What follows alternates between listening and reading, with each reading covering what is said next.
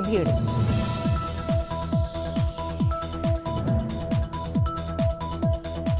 Booth अध्यक्ष सम्मेलन में बीजेपी के राष्ट्रीय अध्यक्ष जेपी नड्डा ने कहा, जो लोग मेरे सामने बूथ अध्यक्ष के रूप में खड़े हैं वो कल को प्रदेश का नेतृत्व करने की भी ताकत रखेंगे।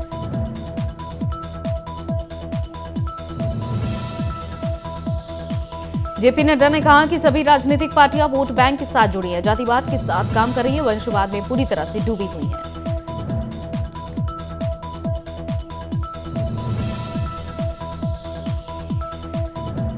जेपी नड्डा ने आगे कहा कि विचारों के आधार पर सिर्फ एक ही पार्टी जो ऊपर से लेकर नीचे तक प्रजातंत्र के आधार पर खड़ी है वो बीजेपी है।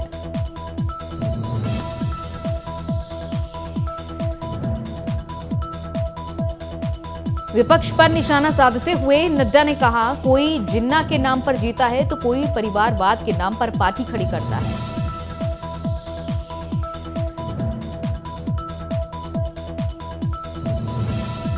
जेपी नड्डा ने कहा, भारतीय जनता पार्टी सबका साथ, सबका विकास और सबका विश्वास करने वाली पार्टी है।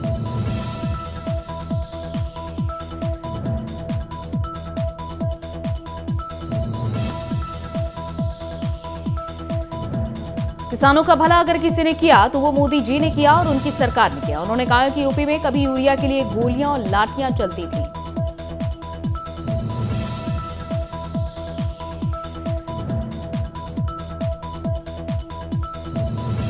जेपी नड्डा ने विपक्ष पर तीखा हमला करते हुए कहा, हम गन्ना की बात करते हैं, उनके मुंह से जिन्ना निकलता है।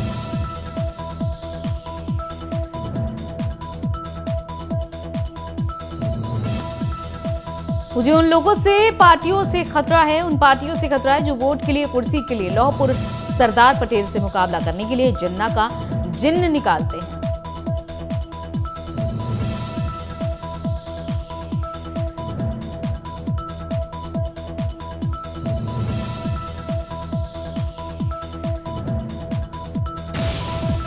बूथ सम्मेलन को संबोधित करते हुए मुख्यमंत्री योगी आदित्यनाथ ने कहा कि कोरोना काल में हम सेवा कर रहे थे और सपा बसपा कांग्रेस जानबूझकर क्वारंटीन हो गए।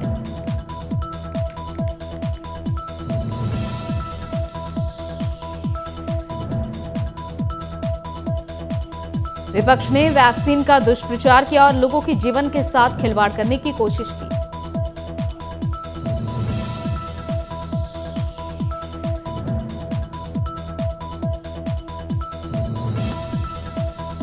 बूथ सम्मेलन में मुख्यमंत्री योगी ने विपक्ष पर जमकर हमला बोला। मुख्यमंत्री ने अपने भाषण की शुरुआत पूर्व मुख्यमंत्री कल्याण सिंह की कर्मभूमि को नमन करते हुए की।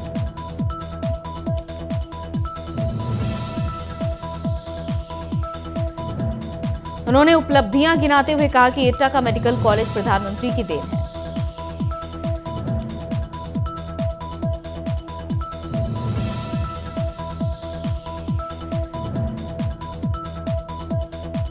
सीएम योगी ने कहा, सरकार जनता को खाद्यान्न दे रही है, ये विपक्ष को रास नहीं आ रहा।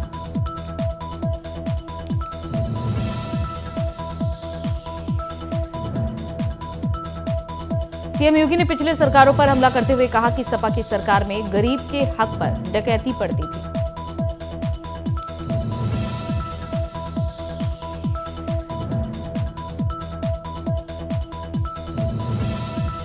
पिछले सरकार में गुंडे हावी थे, लेकिन अब माफिया अपनी जान बचाते घूम रहे हैं।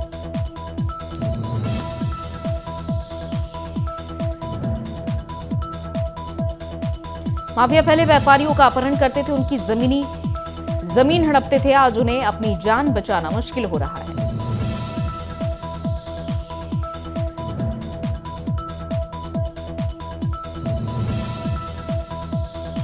सीएम योगी ने कहा, कोरोना महामारी से दुनिया त्रस्त थी, हमारी सरकार ने देश में कोरोना प्रबंधन का बेहतरीन काम किया।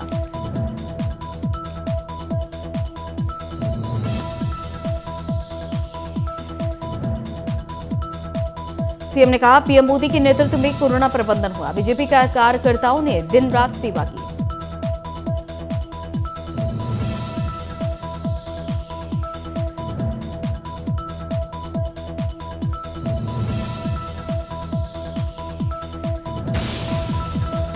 देश में बढ़ती महंगाई के खिलाफ कांग्रेस का हल्ला बोल। कांग्रेस ने राजस्थान की राजधानी जयपुर में महंगाई हटाओ महारैली की।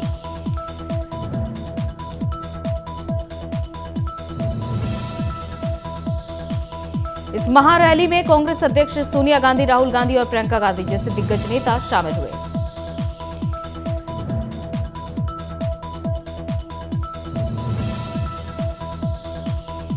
महारैली में कांग्रेस महासचिव प्रियंका गांधी वाड्रा ने केंद्र की नरेंद्र मोदी सरकार पर जमकर हमला बोला। उन्होंने इसे झूठ और लूट की सरकार बताया।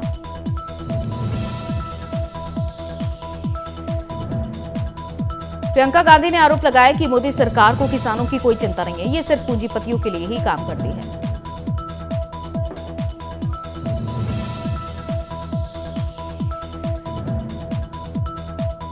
अपने भाषण के दौरान प्रियंका गांधी ने कहा, केंद्र को किसानों की कोई चिंता नहीं। प्रधानमंत्री मोदी विदेश घूमने में व्यस्त हैं। प्रधानमंत्री जनता को गुमराह करते हैं।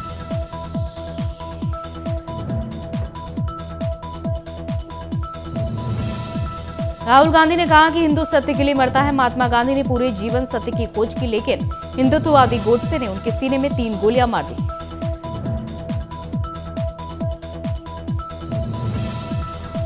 राहुल गांधी ने कहा कि 2 शब्दों की आत्मा एक जैसी नहीं हो सकती। ये 2 शब्द हैं, हिंदू और हिंदुत्ववादी। महात्मा गांधी हिंदू थे और गोडसे हिंदुत्ववादी थे।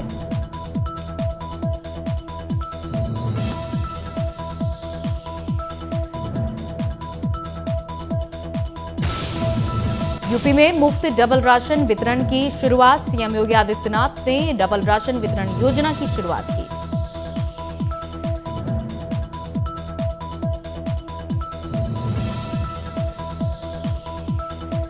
अंत्योदय और पात्र घरेलू राशन कार्ड धारकों को सरकार की इस योजना का सीधा लाभ मिलेगा। गरीबों, मजदूरों और किसानों का साथ देने के लिए इस अभियान की शुरुआत हो रही है।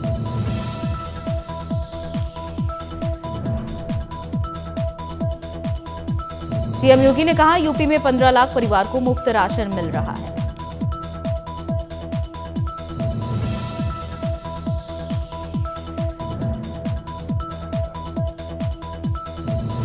सीएम योगी ने कहा, दुनिया की बड़ी आबादी कोरोना से जूझ रही है। सबसे अच्छा कोरोना प्रबंधन यूपी में हुआ।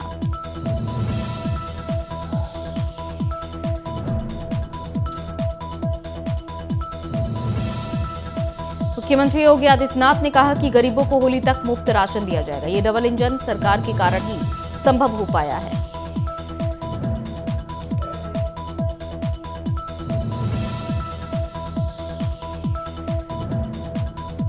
मुख्यमंत्री योगी ने कहा कि 2017 से पहले खाद्यान्न गरीब की पहुंच से दूर था।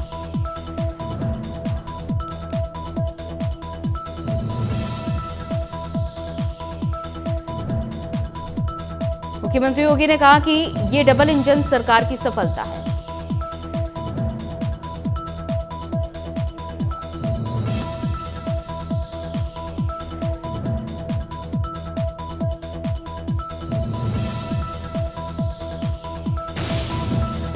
तेरह दिसंबर को पीएम मोदी का वाराणसी का दौरा। वाराणसी में पीएम मोदी के स्वागत के लिए तैयारियां जोरों पर चल रही हैं।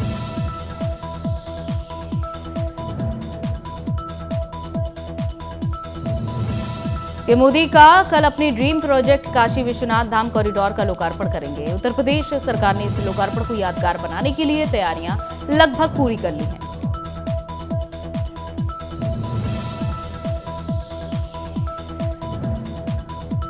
वाराणसी में पीएम मोदी के स्वागत के लिए तैयारियां जोरों पर चल रही हैं।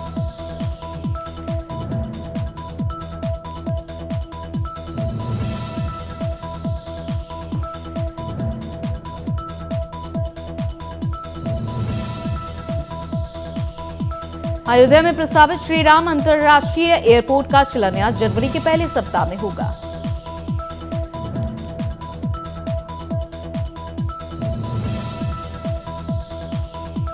अयोध्या एयरपोर्ट निर्माण के लिए 351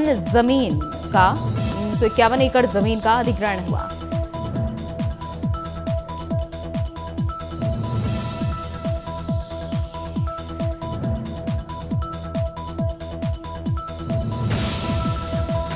यूपी बीजेपी निकालेगी 6 जन विश्वास यात्राएं। बीजेपी की बैठक में लिया गया फैसला।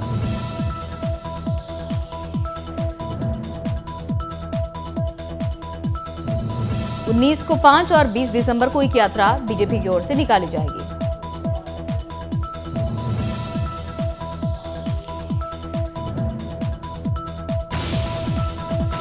हैकर्स ने पीएम मोदी के ट्विटर अकाउंट को कुछ देर के लिए हैक किया। हैक कर ट्वीट में लिखा, केंद्र ने बिटकॉइन को मंजूरी दी।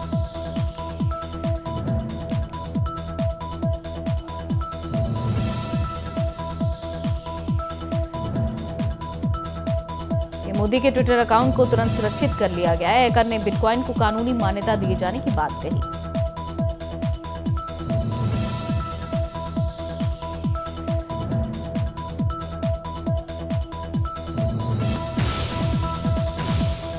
मेरठ में मुख्यमंत्री सामूहिक विवाह योजना के तहत सैकड़ों जोड़े शादी के बंधन में बंध गए।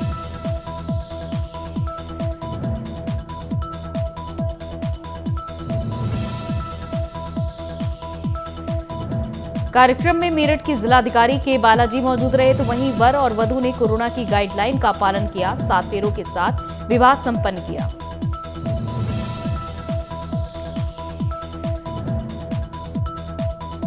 चित्रकूट में अवैध खनन की सूचना पर मानिकपुर एसडीएम और खनन अधिकारी ने अवैध खनन स्थल पर छापा मारा।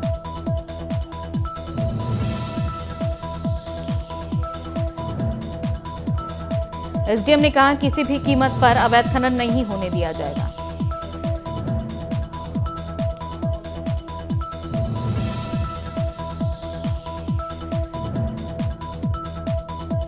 ग्रेटर नोएडा में सड़क पर खड़ी सीएनजी कार में लगी भीषण आग।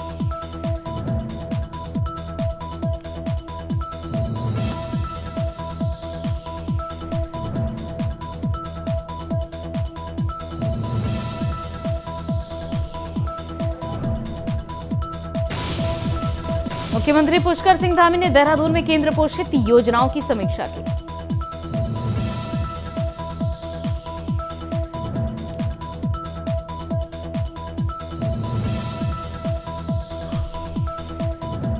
वहीं समीक्षा बैठक के दौरान सीएम धामी ने जरूरी दिशा निर्देश दिए।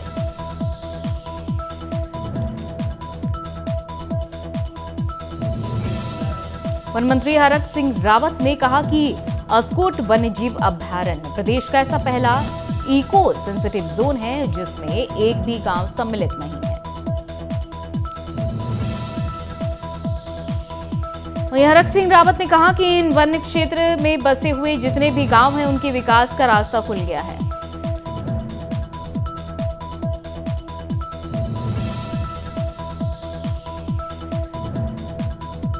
संयुक्त किसान मोर्चा का आंदोलन खत्म होने के बाद पिछले 1 साल से दिल्ली के गाजीपुर बॉर्डर पर बैठे किसान अपने अपने घर लौटने लगे हैं।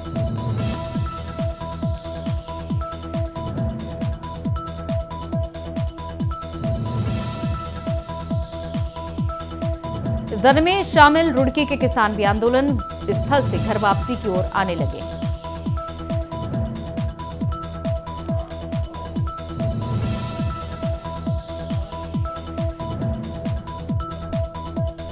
विधानसभा में उत्तराखंड चारधाम देवस्थानम प्रबंधन निरसन विधेयक पारित होने पर चारधाम के तीर्थ पुरोहितों और हक हकूक धारियों ने खुशी जाहिर की।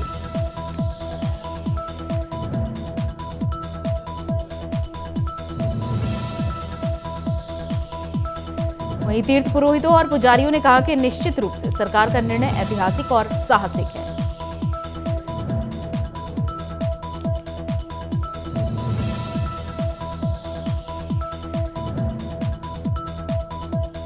देश के पहले chief of defence staff general Bipin Rawat के हेलीकॉप्टर दुर्घटना में मौत पर योग गुरु बाबा रामदेव ने दुख जताया।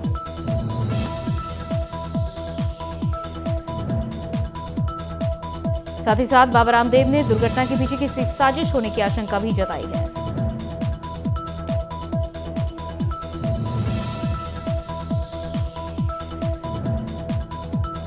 रुड़की के मंगलौर पहुंचे शिया धर्म गुरु सैयद मौलाना कल्वे जब्बाद ने कहा कि वसीम रिजवी से हमारा कोई वास्ता नहीं रहा है।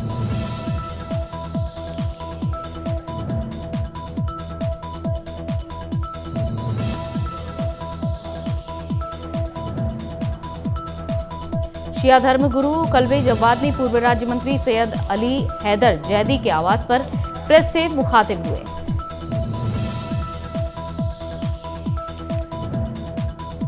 देश में ओमिक्रॉन वेरिएंट के कई केस मिलने के बाद उत्तराखंड सरकार सतर्क हो चुकी है।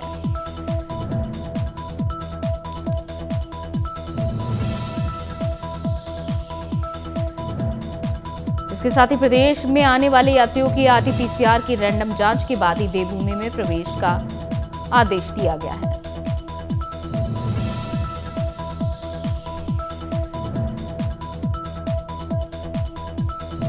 उत्तरकाशी विकास खंड नौगांव के कृष्णा गांव में शॉर्ट सर्किट होने से 2 मंजिला मकान जलकर खाक हो गया।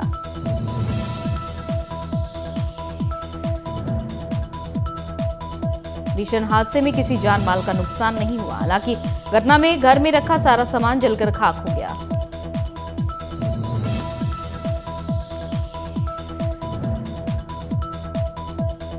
हौली में फरवरी माह में आयोजित होने वाले विंटर गेम्स की तैयारियां शुरू हो गई हैं।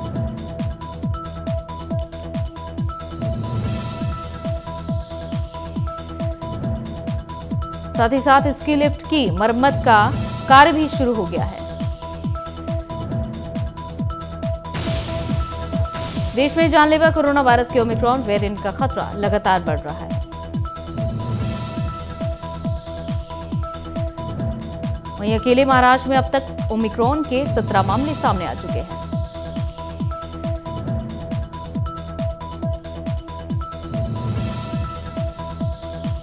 महाराष्ट्र में ओमिक्रॉन के 7 नए मामले सामने आए, जिनमें एक 1.5 साल का बच्चा भी शामिल है।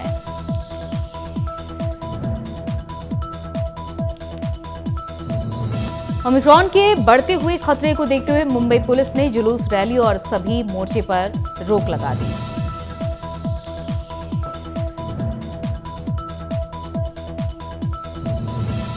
महाराष्ट्र में शुक्रवार को 7 नए मामले सामने आने के बाद राज्य में धारा 144 लागू कर दी।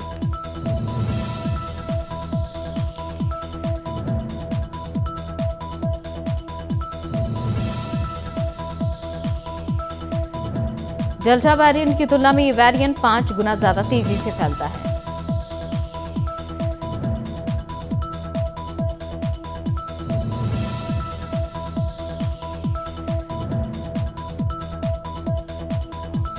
केंद्र सरकार ने कोरोना वायरस के ओमिक्रॉन वेरिएंट पर चिंताओं के बीच देश में मास्क का इस्तेमाल कम होने को लेकर आगाह किया।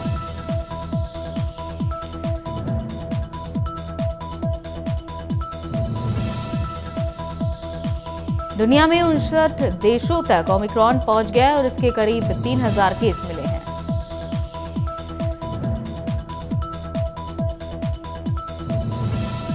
कोरोना के नए वेरिएंट ओमिक्रॉन के मामले अमेरिका में भी बढ़ने लगे हैं।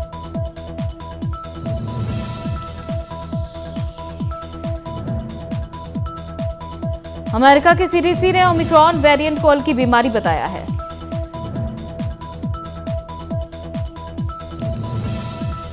ओमिक्रॉन डेल्टा समेत अन्य दूसरे वेरिएंट की तुलना में ज्यादा संक्रामक माना जा रहा है।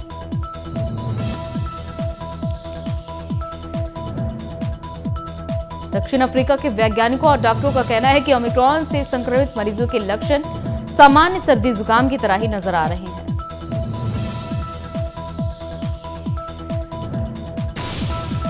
भारत में पिछले 24 घंटे में कोरोना के 7,774 नए मामले सामने आए।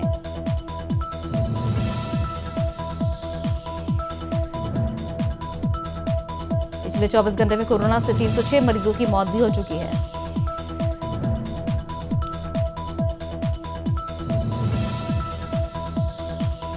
वहीं सक्रिय मामले लगातार 1 लाख से नीचे बने हुए हैं।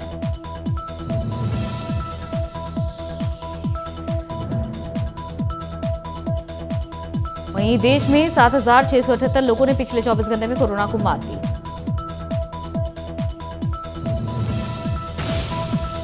देश में पेट्रोल डीजल की बढ़ती कीमतों के मोर्चे पर आम आदमी को बीते 1 महीने से राहत मिली हुई है। दिल्ली में पेट्रोल की कीमत 95 रुपये 41 पैसे प्रति लीटर है।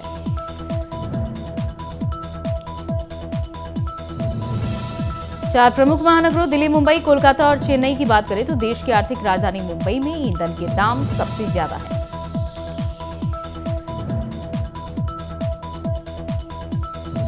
मुंबई में पेट्रोल 100 के पार, पेट्रोल 110 रुपए के करीब, जबकि डीजल 94 रुपए लीटर के पार। भारतीय सराफा बाजार में इस कारोबारी सप्ताह सोने चांदी के भाव में गिरावट देखने को मिली।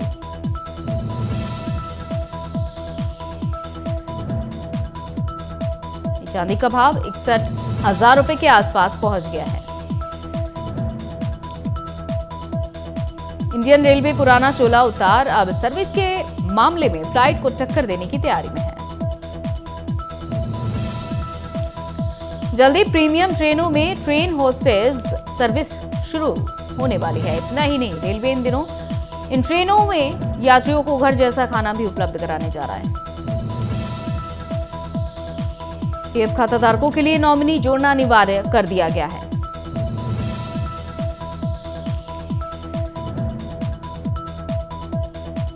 ईपीएफओ ने आजादी के अमृत महोत्सव के तहत ई नॉमिनेशन का यह अभियान शुरू किया है। ईपीएफओ ने साथ ही ये भी सुविधा दी है कि खाताधारक जितनी बार चाहे नॉमिनी को बदल सकता है। मां बनने वाली है कॉमेडियन भारती सिंह। भारती सिंह ने प्रेगनेंसी की खबर को कंफर्म करते हुए दोस्तों संग एक फोटो शेयर की।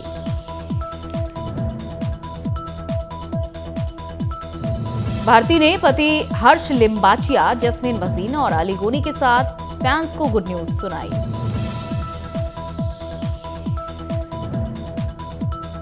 ब्यूटी क्वीन और बॉलीवुड एक्ट्रेस उर्वशी रौतेला ने हाल ही में इजराइल के पूर्व प्रधानमंत्री बेंजामिन नेतन्याहू से मुलाकात की। उर्वशी ने बेंजामिन नेतन्याहू को हिंदुओं की पवित्र किताब भगवद गीता तोहफे में दी। इजिप्ट में अपनी लेडी लव नंदिता मेहतानी के साथ विद्युत जम्वाल ने सेलिब्रेट किया बर्थडे।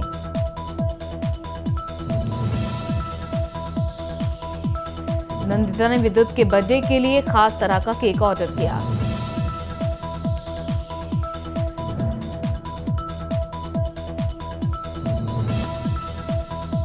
आर्या ने बॉम्बे हाईकोर्ट का दरवाजा खटखटाया है।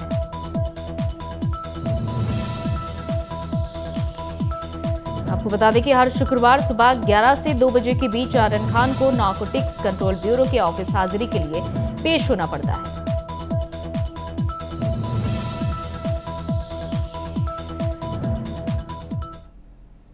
चलिए इसी के साथ प्राइम सुपरफास्ट 100 में इतना ही। इजाजत दीजिए, नमस्कार।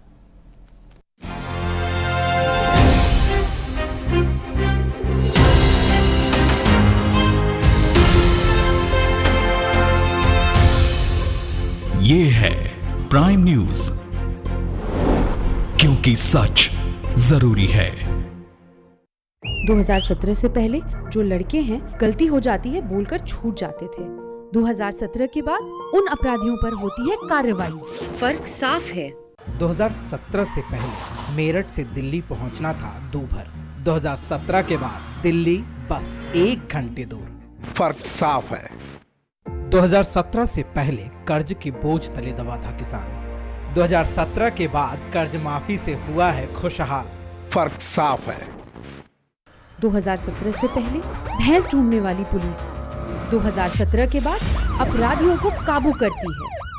फर्क साफ है। सब कुछ आजमाया और तब मैंने माना कि सिर्फ सच्ची सहेली ही है।